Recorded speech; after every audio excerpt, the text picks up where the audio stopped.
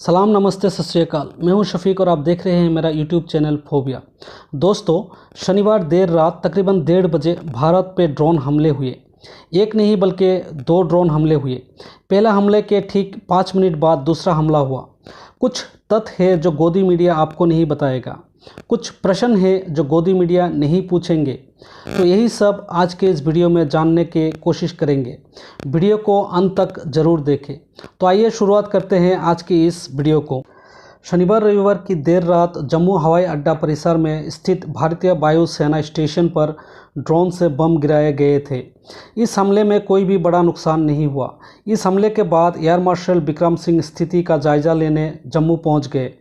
जम्मू कश्मीर के डीजीपी दिलबाग सिंह ने इन धमाकों को आतंकवादी हमला करार दिया है।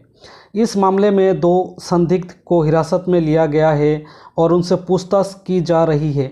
इस ड्रोन हमले के बाद पठानकोट, अंबाला, अबंतपुर समेत कुछ अन्य एयरबेस को हाई अलर्ट पे रखा गया है। इसकी जांच एनआईए को दिया गया है। एफआईआर दर्ज की गई है और जांच जारी है। राहत इंदौरी साहब का एक मशहूर शेर है, सरहदों में तनाव है क्या, ज़रा पता करो देश में चुनाव है क्या।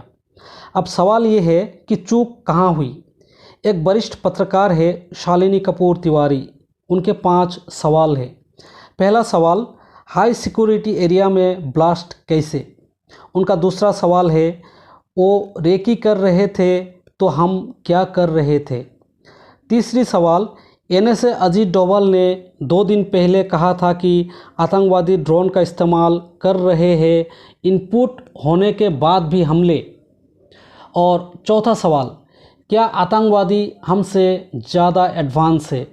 और आखिरी सवाल, पुलवामा के बाद हमने क्या सीखा। कुछ लोगों का कहना ये भी है कि सरहद पर तनाव शुरू हो रहा है क्योंकि उत्तर प्रदेश में चुनाव शुरू हो रहे हैं। गोदी मीडिया ये दावा कर रहे हैं कि पाकिस्तान ने ये हमला किए हैं।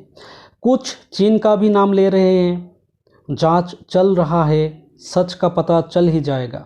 लेकिन इस ड्रोन हमले से भारत के फ़ौज पे सवालिया निशान पैदा हो रहा है। भारतीय फ़ौज एक्सपोज हो रहे हैं। इनमें प्रोफेशनलिज्म नहीं दिख रहा है। एक हमले के 5 मिनट बाद दूसरा हमला हो जाता है।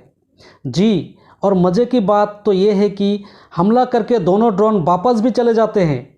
हमारे राडार तब तक सोते रहते हैं और डिफेंस सिस्टम सीन से गायब ही रहते हैं।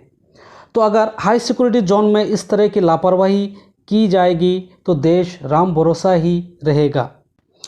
दोस्तों, ये सब सवाल इस देश की जनता का है। देश की सुरक्षा करने वाले अगर अपने ही सुरक्षा में लापरवाही बरते तो देशवासियों का सुरक्षा का जिम्मा कौन लेगा।